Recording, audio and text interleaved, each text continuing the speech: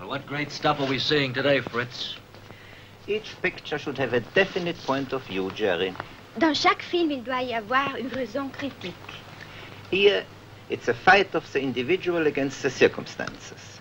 The eternal problem of the old Greeks. Oh, please. Ici, c'est le problème éternel des anciens Grecs. I don't know if you're able to understand it, Jerry. I certainly hope you can. It's a fight against the gods. The fight of Prometheus and Ulysses.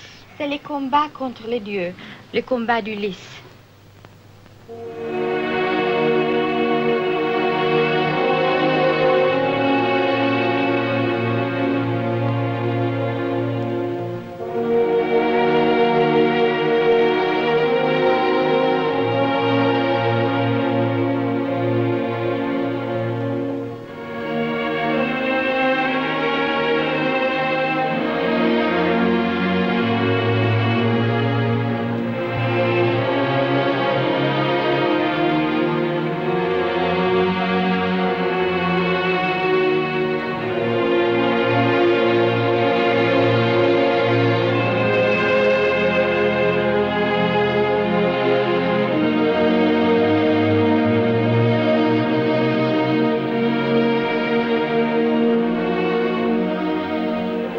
Minerve, là, non? Ja, die Beschützerin von Odysseus. C'est la protectrice d'Ulysse. It's Neptune, der Todfeind von Odysseus. Et ça, c'est Neptune, son ennemi mortel.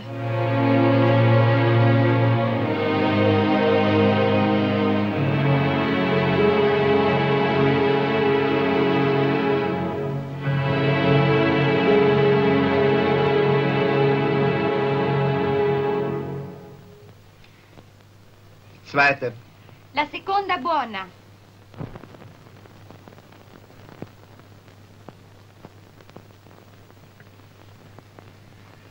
Je ne me suis pas présenté, Paul Javal. Monsieur Procoche vous a dit que C'est bien. C'est très chouette. J'aime beaucoup le cinémascope. Oh, ce n'est pas fait pour des hommes. C'est fait pour les serpents, pour les enterrements. That's what I think of that stuff up there, Fritz. Would you like to rewrite it, Jerry? You've cheated me, Fritz. That's not what is in that script. It is. Oh, non. Get the script, Francesca. Qu'est-ce qui se passe, mademoiselle Valigny? Ils se disputent pour les scénarios?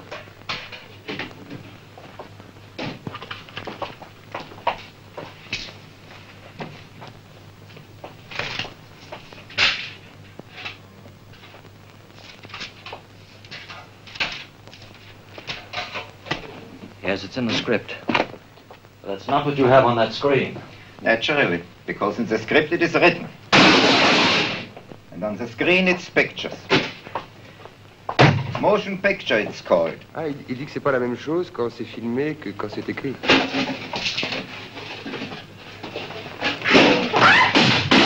Jerry.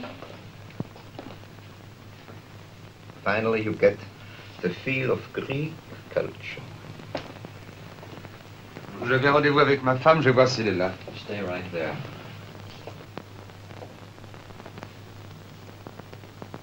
Whenever I hear the word culture, I bring out my checkbook. Come here.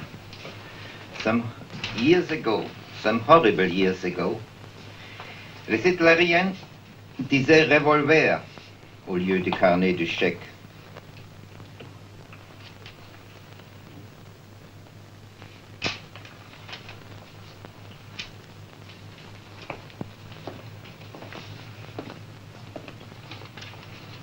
wanted your no, yes or no, if you're going to rewrite that stuff.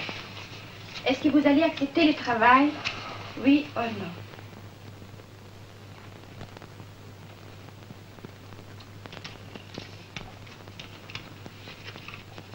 Kitus Trailers, visita mi canal.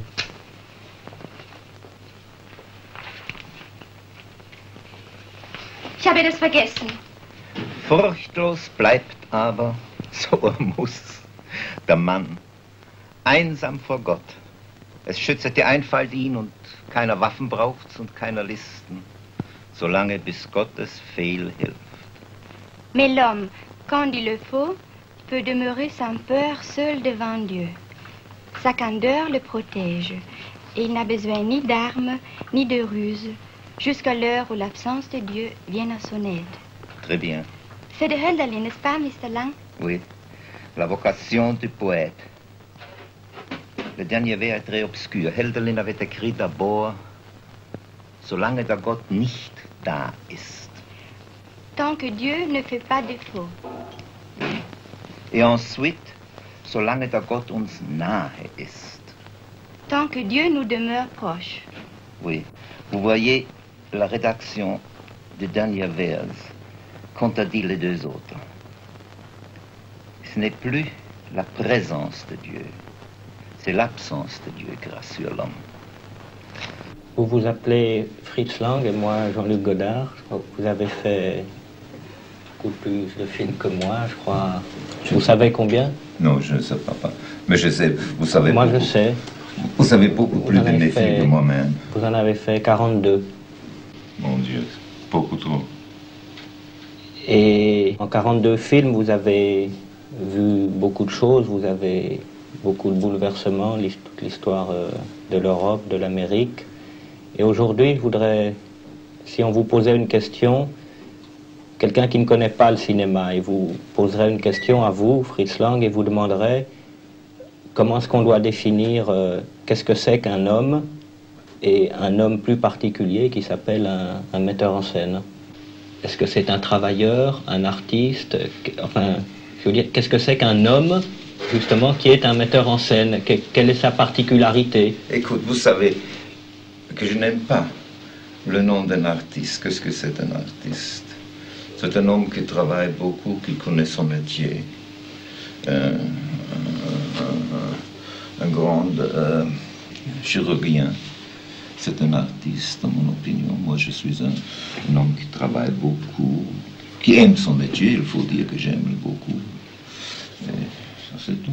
Moi, j'ai un sentiment un peu différent. Enfin, je veux dire, Van Gogh était quelqu'un de plus important que le menuisier qui a fabriqué le chevalet sur lequel peignait Van Gogh, même si c'était un très beau chevalet.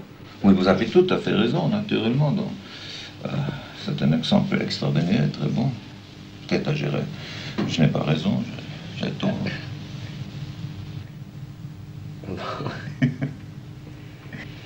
Non, écoute, vous savez...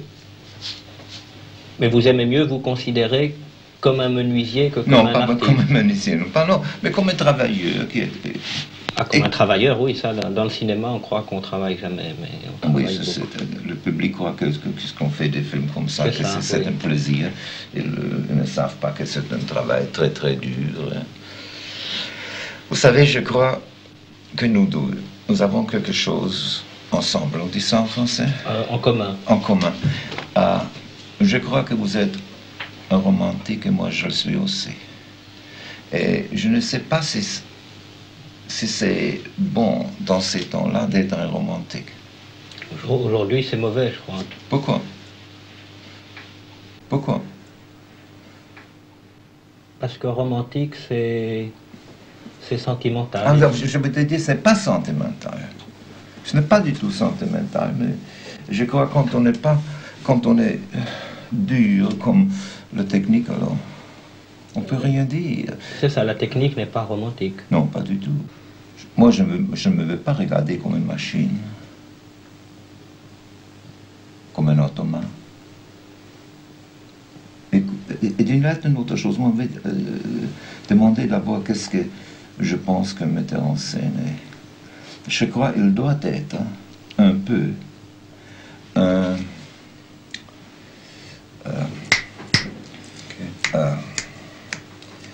psychanalyste. Un psychanalyste. Un psychanalyste. Il doit marcher sous la peau d'un acteur. Il doit savoir pourquoi les gens du scénario, pourquoi ils font, qu'est-ce qu'ils font. Alors je crois qu'il doit être un psychanalyste. Et un jour, on m'a demandé de ça, et j'avais eu une idée qui me suivit de ce jour-là. Un homme m'a dit, je sais très bien qu'est-ce que vous voulez faire, qu'est-ce que vous avez pensé, comment vous avez fait le maudit. Oui. Alors j'ai dit, comment est-ce que vous pouvez savoir ça? Et il m'a dit quelque chose, je dis, c'est idiot. Et alors j'ai commencé à penser, peut-être dans tous nos films, et notre cœur, à nos désirs, et tout ce que nous aimons, ou qu'est-ce que nous haïssons. Et je crois qu'un jour, s'il y a un homme qui pouvait analyser, nous et moi, Oui. peut-être il saurait. Moi, je ne sais pas pourquoi j'ai fait mes films. Est-ce que vous savez? Non. Alors, et je crois que cet homme trouvera pourquoi nous faisons ça ou ça comme nous le savons. Il y a quelque chose qui me frappe toujours chez un, si vous me permettez de vous appeler un plus vieux metteur en scène. Et quoi? Un vieux metteur en Un scène. dinosaure, un dinosaure. Tus trailers. Visita mi canal. Ce qui me frappe, enfin chez Abel Gance aussi, ou chez Renoir, enfin qu'on le connaisse, c'est votre extrême jeunesse toujours, c'est-à-dire d'être intéressé toujours au moment de les choses au moment où elles naissent, où elles arrivent, comme si elles arrivent pour la première fois. Vous vous intéressez toujours aux problèmes nouveaux. Est-ce que vous pensez que Écoute, je crois que notre métier, non, l'art, le cinéma, c'est non pas seulement l'art de notre siècle, je crois que c'est l'art pour les jeunes gens. Vous pensez que c'est l'art de la jeunesse plus? Moi je pense aussi. Je vais vous dire quelque chose, je pensais beaucoup, et j'ai écrit un film que je n'ai jamais fait. C'était nommé, je ne sais pas, j'ai oublié. Et j'essayais de Se souvenir. De me souvenir de ma jeunesse. Je ne pouvais pas. Je voulais avoir une comparaison. Oui. Avec la jeunesse d'aujourd'hui et ma jeunesse. Je crois que dans notre temps, où on vit beaucoup plus vite, oui. Pensez, les films muets, ils sont beaucoup plus lentement. Oui, les films qu'on a fait oui. 30 ans après, les dinosaures parlent maintenant. Les films, alors quand j'ai commencé, 19, alors ce sont 45, 46 ans. Alors les films sont beaucoup plus lentement. Comme notre vie a commencé de marcher de plus en plus en vite, nos films devenaient un peu plus vite, plus rapide. Et ça, c'est ça. Et la vie de la jeunesse, je crois, est beaucoup plus rapide comme notre vie était quand nous étions jeunes. Meine Herren, ich eröffne die Sitzung. Der Ordnung halber stelle ich fest, dass sämtliche Führer der Ringorganisationen vertreten sind. Ich nehme an, Sie sind bevollmächtigt, bindende Erklärungen für Ihre Organisationen abzugeben. Schön, wir brauchen uns nicht lange bei der Vorrede aufzuhalten. Wir wissen ja alle, warum wir hier sind. Ein Außenseiter verdirbt uns das Geschäft und den Kredit. Die Maßnahmen der Polizei, die täglichen planmäßigen Razzien zur Ergreifung des Kindermörders hindern unsere Tätigkeit in einem kaum mehr ertragbaren Maße. Es geht nicht mehr länger an, dass wir in keinem Hotel, in keiner Kaschemme, in keinem Konzertcafé und in keiner Privatwohnung mehr vor einem Zugriff der Kriminalpolizei sicher sind. Sehr richtig. Bravo. Dieser Zustand muss ein Ende nehmen. Wir müssen wieder geordnete Verhältnisse bekommen, sonst machen wir pleite. Die Kassen unserer Organisationen sind nächstens erschöpft. Wenn wir nicht die Unterstützungsbeiträge für die Frauen unserer Kollegen, die auf Staatskosten verpflegt werden, in Angriff nehmen wollen, so weiß ich nicht mehr, wo wir die Gelder hernehmen sollen, die wir zur Vorbereitung und Ausführung unserer Pläne benötigen. Außerdem leidet unser Renommee. Die Polizei sucht den Mörder in unseren Kreisen. Meine Herren, wenn sich mir bei Ausübung meines Berufs ein Kriminalbeamter den Weg stellt, dann weiß er, welches Risiko er eingeht. Und ich weiß es auch. Wenn einer dabei drauf geht, im Beruf gestorben, schön, geht in Ordnung. Aber zwischen denen, den die Kriminalpolizei sucht, und zwischen uns, da ziehen wir einen dicken Strich. Kein Schluss. Jawohl. Wir üben unseren Beruf aus, weil wir existieren müssen. Aber diese Bestie hat kein Recht zu existieren. Die muss weg. Die muss ausgerottet werden, vertilgt. Ohne Gnade und Barmherzigkeit. Kein Kind dieser Stadt darf einen Schritt tun, von dem wir nichts wissen. Ja gut, aber wie? Wer? Es müssen Menschen sein, die überall hinkommen, ohne Aufsehen zu erregen. Die jedem auf der Straße nachgehen können, ohne aufzufallen. Die jedem Kind in jedes Haus folgen können, ohne Misstrauen zu erregen. Mit einem Wort, Menschen, die unmöglichen Verdacht des Mörders erregen können. Aber wer? Aber solche gibt's doch gar nicht. Ja, wer kann denn da? Wer? Wer? Die Bettler. Die Organisation der Bettler. Oui, je vous dis quelque chose. Nous, alors je vous ai dit, il n'y a presque personne qui existe encore quand nous avons commencé de travailler dans cette film, dans cette nouveau art. Il y a Dreyer, Abel-Gance et vous. Oui. Et nous n'avons pas eu le mot, comme vous l'avez maintenant. La parole. La parole. La parole. Je crois que c'est beaucoup plus facile pour nous que pour vous.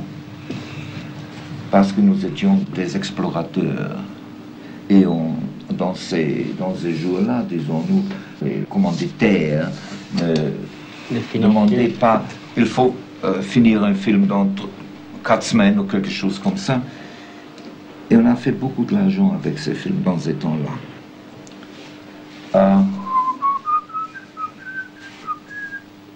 Moi, je crois, dans ces jours-là, moi, je pensais que les films sont quelque chose comme des petits pains. Ils sont bons, on les fait pour la consommation d'aujourd'hui, dans une semaine, dans 6 mois, dans un an. Je ne sais pas comment il est maintenant. Mais un film qui reste n'est pas seulement est plus qu'un petit pain. Naturellement, mais c'est seulement, je crois que seulement le temps et le public que peut dire. Et quand un film reste, disons-nous, je crois, un film d'Abel-Gance, Napoléon. Napoléon, je crois, c'est le film qui restera d'Abel-Gance. Alors, c'est une pièce d'art. Mais combien de films vous connaissez ça? Combien de films qu'on peut jouer aujourd'hui et que le public le voit aussi, et l'aime aussi? Ça arrive peut-être, il n'y en a pas. On citait Abel-Gance, Dreyer et vous, je crois que de Dreyer, peut-être, c'est la passion de Jeanne d'Arc. La passion de Jeanne d'Arc. Peut-être le vampire. Et pour vous, à mon avis, je crois que c'est... Le body M. C'est M, oui. Oui, est-ce que c'est le vôtre aussi? Oui, je crois, naturellement. Je crois que le film M est un documentaire.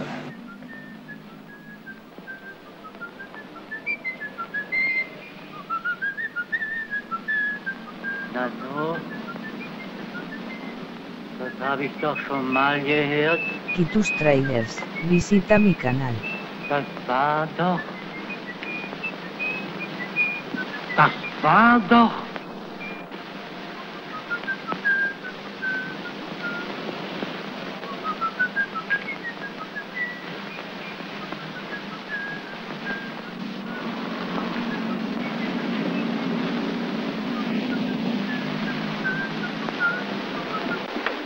Hallo, Heinrich!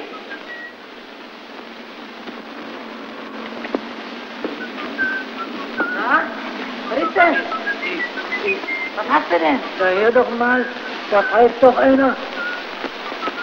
Da hilft dir denn nicht. Da! Alors nous, écoutez, vous êtes un bébé. Ah oui, je suis un bébé.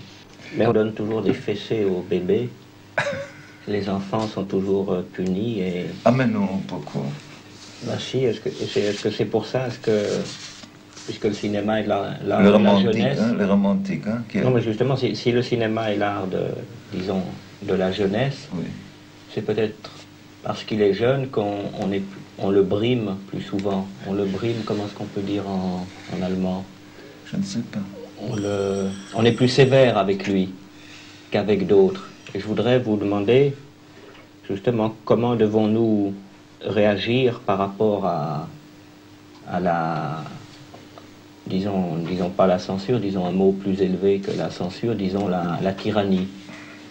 Est-ce qu'il faut, comme les enfants, tout briser ou tout casser, ou est-ce qu'il faut au contraire essayer de ruser avec elle Je ne sais rien des enfants.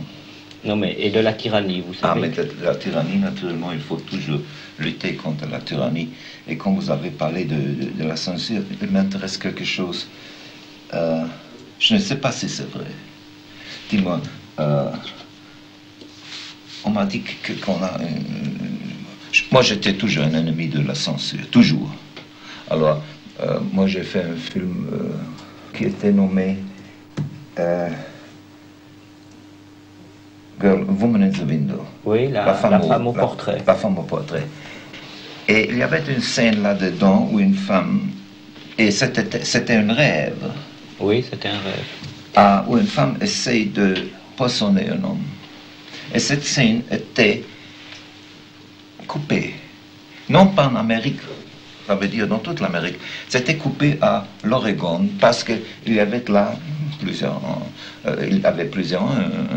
un cas où une femme voulait empoisonner on a un peu la censure, mais on m'a dit que vous avez beaucoup la censure. Est-ce que c'est vraiment vrai que en France, et vous savez comme j'aime la France, on ne peut pas montrer un politicien ou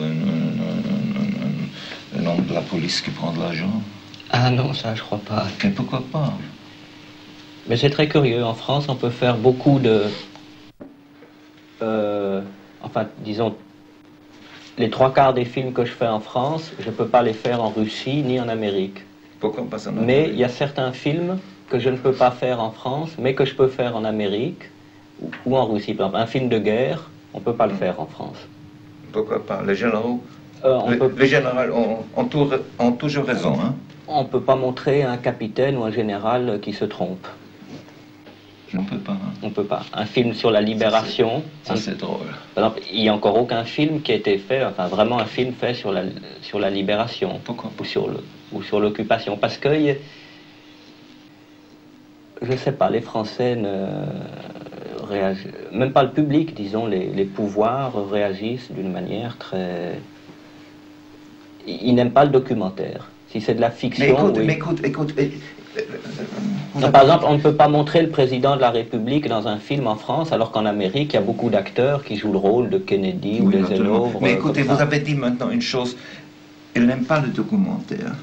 Moi, je crois qu'un film qu'on tourne d'aujourd'hui, ou d'un temps que nous connaissons, où nous avons vécu, oui, où nous vivons. Où nous vivons. Quand on tourne un film comme ça, il doit être un documentaire. Il est forcé d'être un documentaire. S'il est bon, il est forcé d'être documentaire. Documentaire. Well, what do you think, Fritz? The girl of him. Of the girl, for Nausicaa. She will be extremely good for the south of Australia, for the kangaroos. Vous venez avec nous à Capri, Monsieur Lang. Chaque matin, pour gagner mon pain, je vais au marché où on vend des mensonges. Et plein d'espoir, je me range à côté des vendeurs. Qu'est-ce que c'est? Hollywood. Un extrait d'une ballade de pauvre bébé. Kitus Trailers, visita mi canal. Oui. Merci. She agrees to take off her clothes Tuesday morning, 8 o'clock on the beach. What do you think of him? Le monde d'Homère est un monde réel. Et le poète appartenait à une civilisation qui s'est développée en accord et non en opposition avec la nature.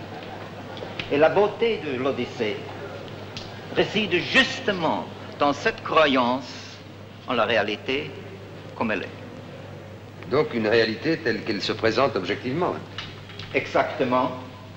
Et dans une forme qui ne se décompose pas. Et qui est ce qu'elle est. À prendre ou à laisser. Why don't you say something? Non, par exemple, actuellement, aujourd'hui, à Paris, il y a certains films qu'on ne peut pas faire, ou que si on fait, on sait d'avance qu'ils auront beaucoup d'ennuis. Moi, par exemple, j'ai envie de faire un film sur les étudiants. Et Or, les étudiants sont des gens de 18, 19 ans qui s'intéressent à tout, et surtout à la politique et à la... puisque... Mais c'est important. Mais écoute, c'est important de dire quelque chose. Mais ça, par exemple, on peut pas faire de film, par exemple, sur les dockers, comme Waterfront ou n'importe quoi aux États-Unis. Ça, on peut pas parce que c'est comme ça. Voilà des exemples. Je vous dis quelque chose. Nous avons eu une censure à Hollywood et on pouvait parler avec ces gens-là. Vous savez? Non, c'est ça, c'est mieux parce que c'était... On peut parler ici? Non, on peut pas. On peut pas. On peut pas. Qui fait la censure? Un groupe de gens ou... Oui, un groupe de gens qu'on connaît pas. Qu'on connaît pas? Qu'on connaît pas. Vous savez, au temps passé, je m'ai toujours trouvé quand j'ai fait un film et j'allais à la censure, non pas comme un homme qui a fait quelque chose, non pas comme un homme avec mes collaborateurs qu'on a essayé de faire quelque chose de bon. Je me trouvais comme un petit garçon qui a fait quelque chose de méchant et qu'il attend maintenant que le... Oui, moi je crois que c'est parce que peut-être le public est un peu comme ça, la censure elle ne regarde pas les choses aussi avec son cœur, elle regarde comme il y avait une phrase que... Le romantique, hein, le cœur est nécessaire, je crois, vous avez raison. Non, une phrase de Carlo Ponti, le producteur, qui m'a toujours frappé. Il disait, le public regarde pas avec les yeux, il regarde les films avec son ventre. Est-ce que vous pensez que c'est vrai ou pas? Que veut dire le ventre? Je crois que je sais ce qu'elle veut dire.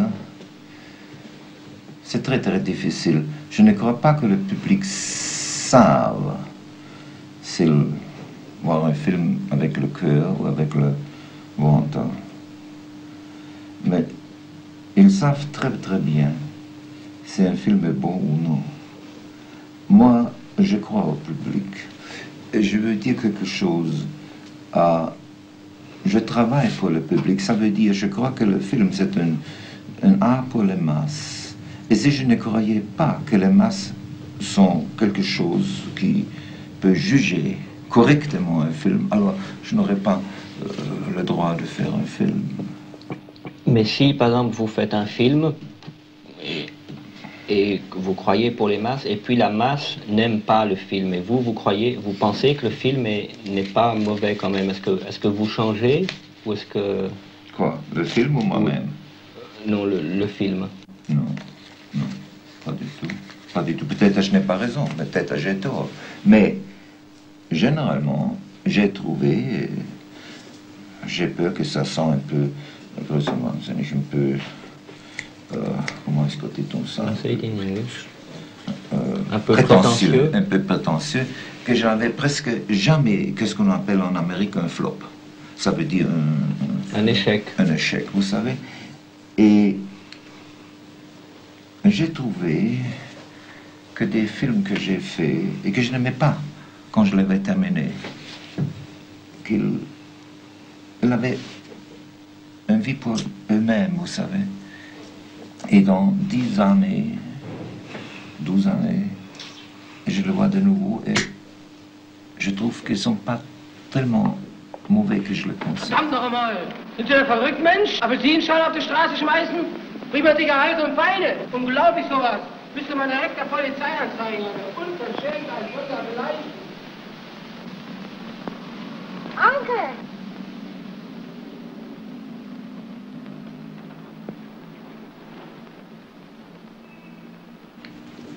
Quand je vous avais vu il y a 6 mois ou 7 mois, enfin, à Cannes, vous ne saviez pas si vous alliez refaire encore vous alliez faire encore un film, et maintenant, je crois que vous avez envie d'en faire un. Est-ce que vous pouvez me dire Si Faut dire la vérité?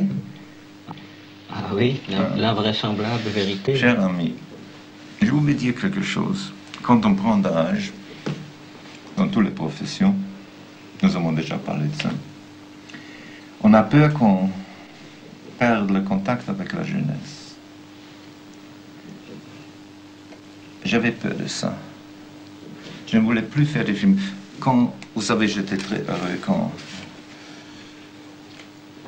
je pouvais travailler avec vous dans le mépris comme acteur. Et je croyais, je me disais, voilà, c'est la fin. Et alors, ce sont maintenant peut-être 3 ou 4 semaines, j'étais à Chaillot avec la Cinémathèque française. Il y avait 2 ou 3 jeunes gens, filles et des garçons qui sont venus et dit, Monsieur Lang, vos films nous avaient donné tant de joie, tant des heures de plaisir, et nous avons appris beaucoup de choses de vous. Faites encore des films. J'étais très très touché et je crois que je ferai encore un film. Il s'appellera comment? Je crois que je l'appellerai Death of a Career Girl. Ça veut dire la mort d'une femme qui ne pense à rien à sa carrière. Qui oublie. Et la mort, ça sera une punition ou... Non. C'est une morte vivante. Alors non, je suis superstitieux, ne parlez pas de ça. Bien, bien.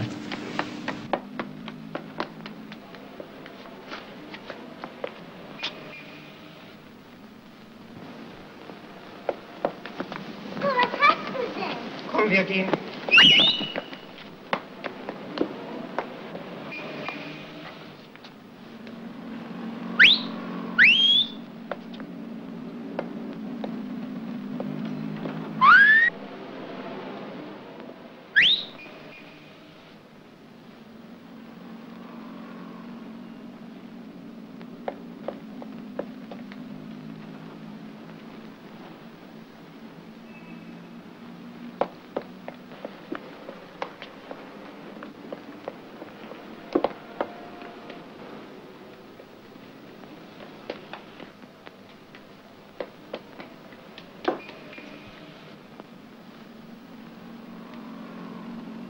Mais écoute, nous avons parlé de quelque chose, de nos dinosaures. Quand nous avons commencé à travailler au film muet, nous avons, pour le répéter, nous n'avons pas eu les paroles, nous avons eu seulement l'action. L'action, oui. Entendu.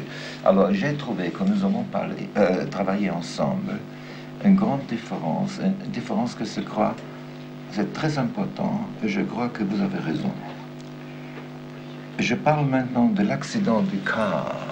L'accident de la voiture et quand Bardot et Bardot sont morts.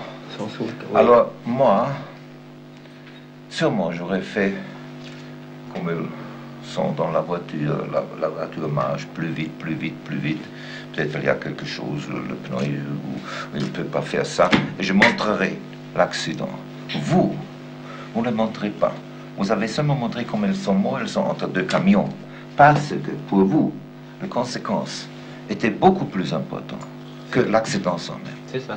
Et ça, je crois que c'est quelque chose qui est très intéressant, très important. Mais, encore parlant, comme vous m'avez demandé, de mais par exemple, moi, pressé quand nous avons travaillé.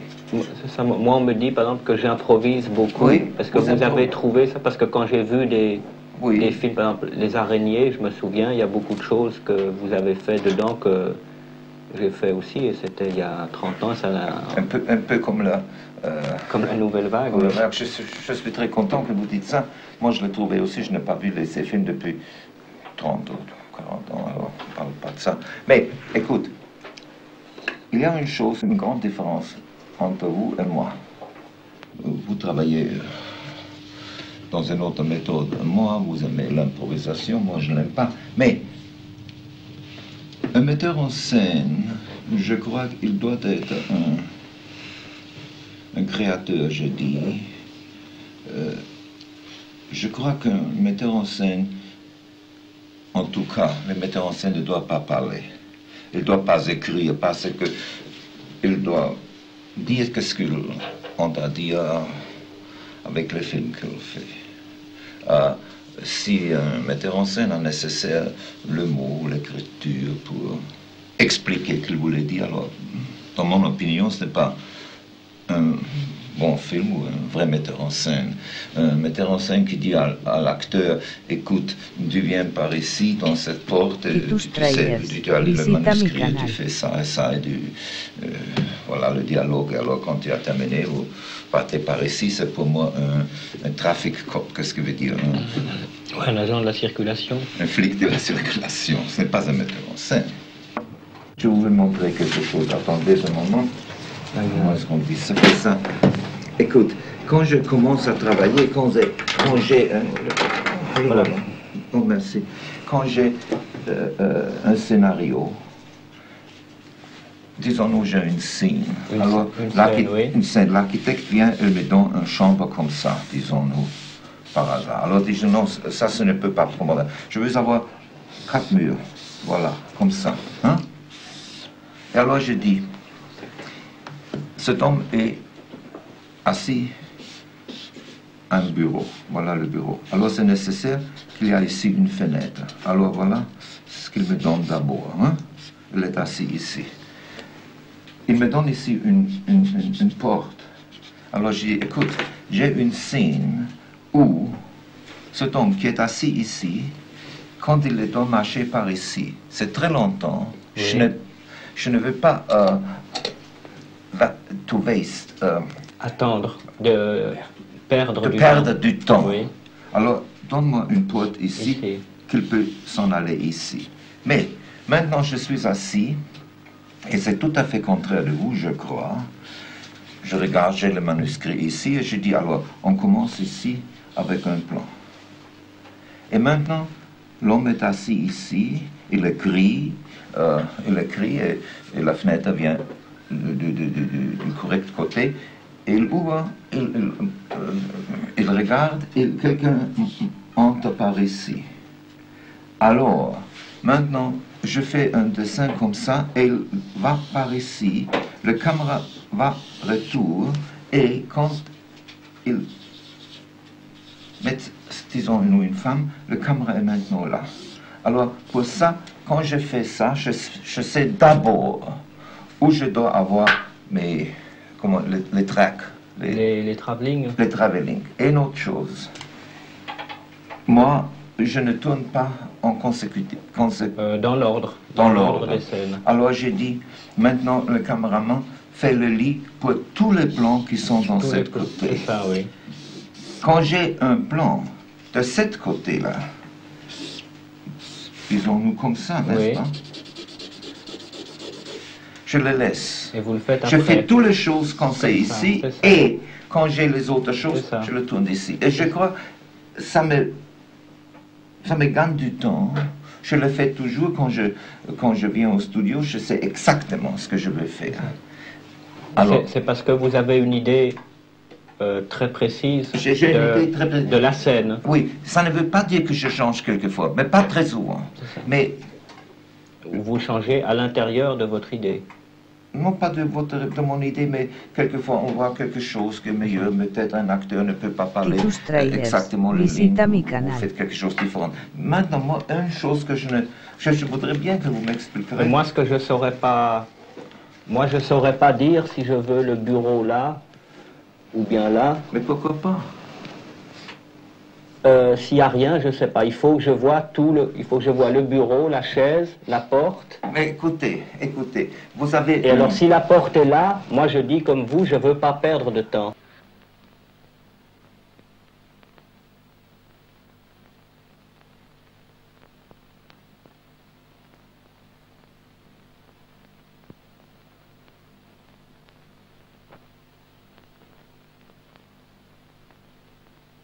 Oui, je vous disais là, moi ce que je ne peux pas changer la porte.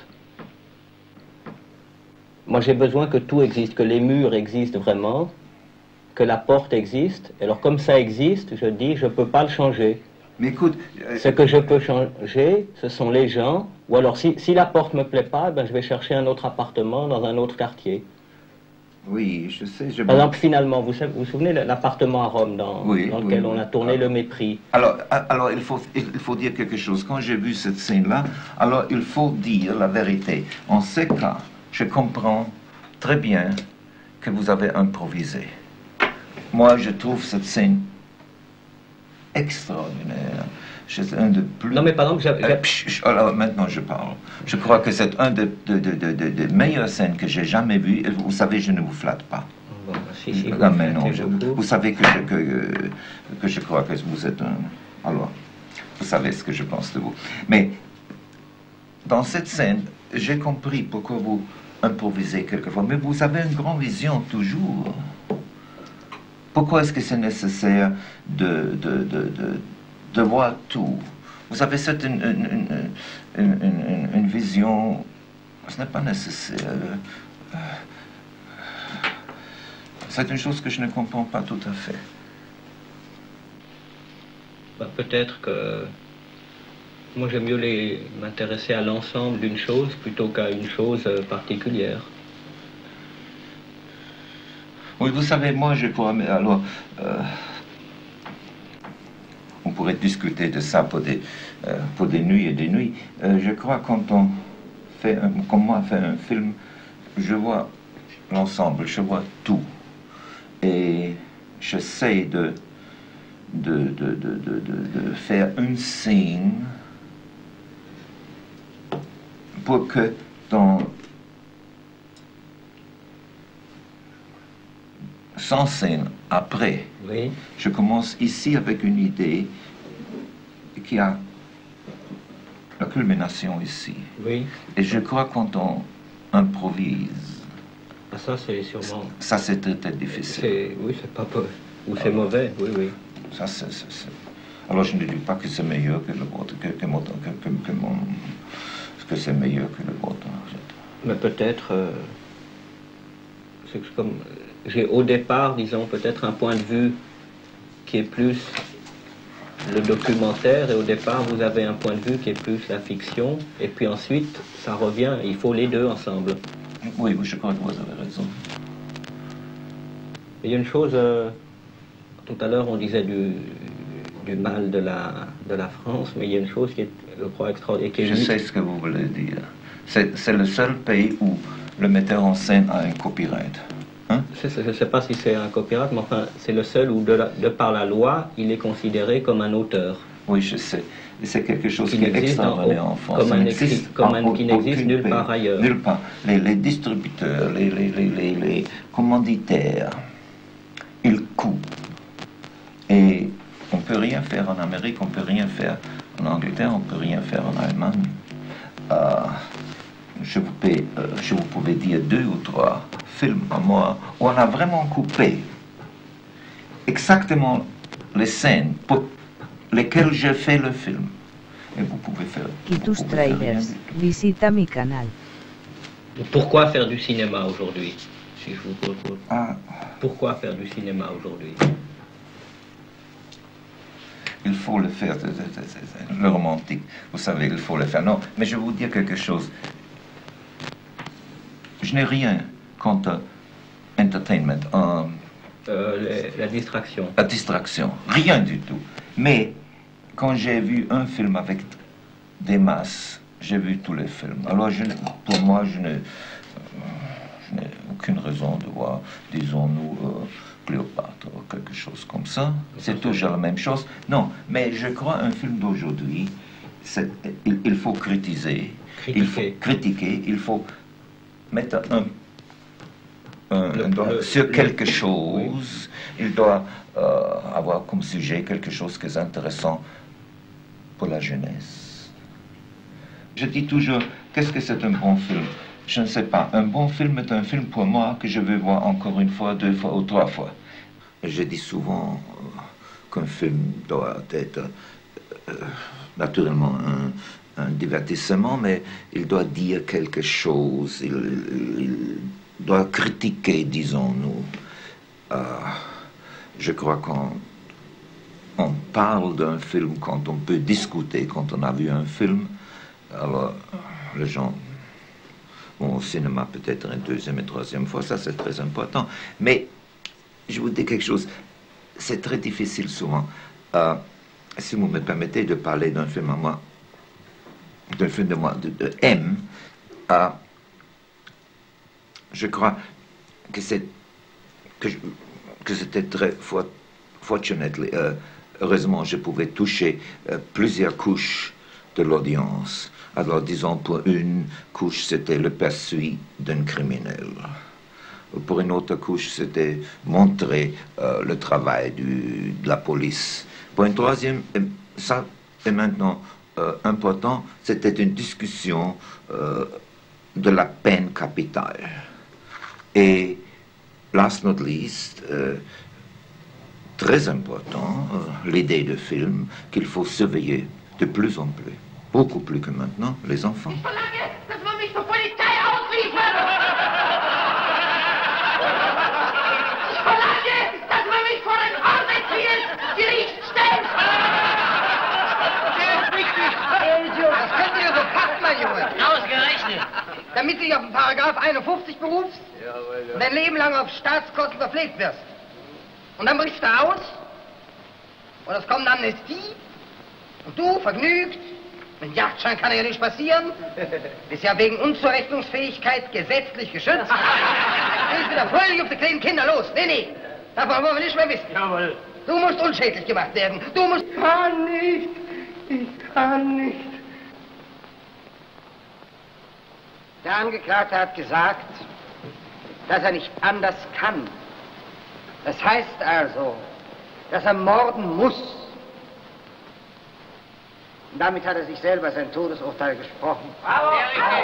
Ein Mensch, der von sich selber sagt, dass er zwangsweise fremdes Leben vernichtet, dieser Mensch muss ausgelöscht werden wie ein Schadenfeuer. Dieser Mensch muss ausgerottet werden. Dieser Mensch muss weg. Titus Trailers, visita mi canal. Et maintenant, il faut dire quelque chose. Beaucoup des commanditaires sont contre un film qui a un problème.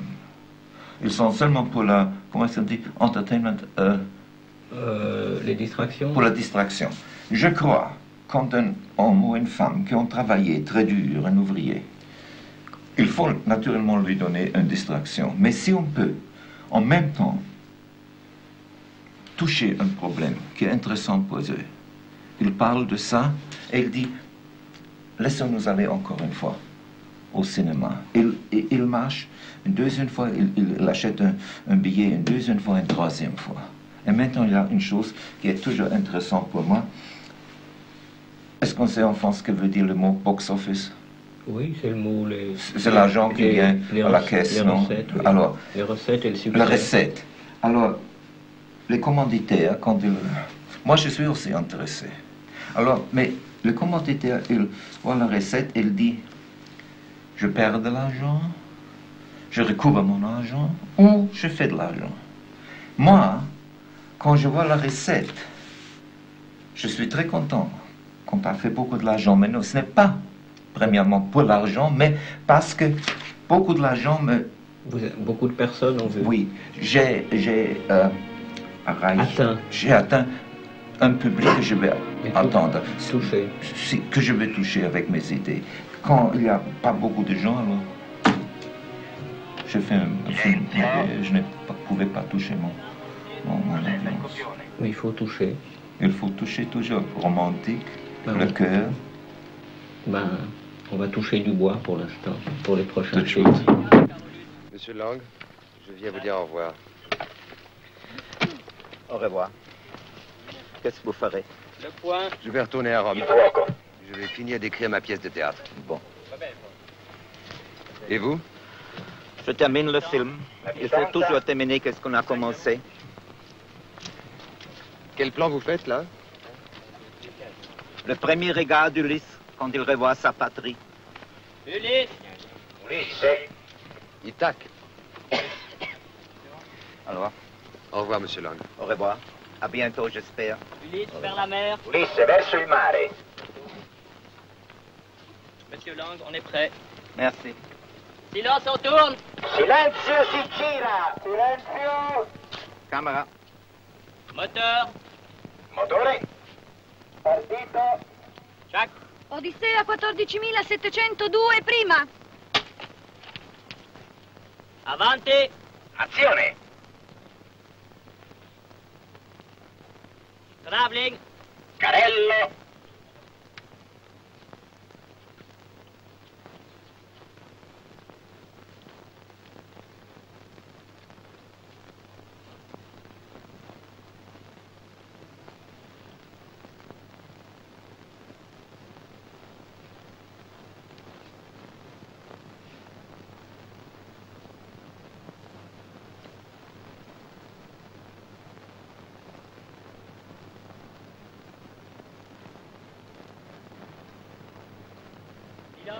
Silenzio.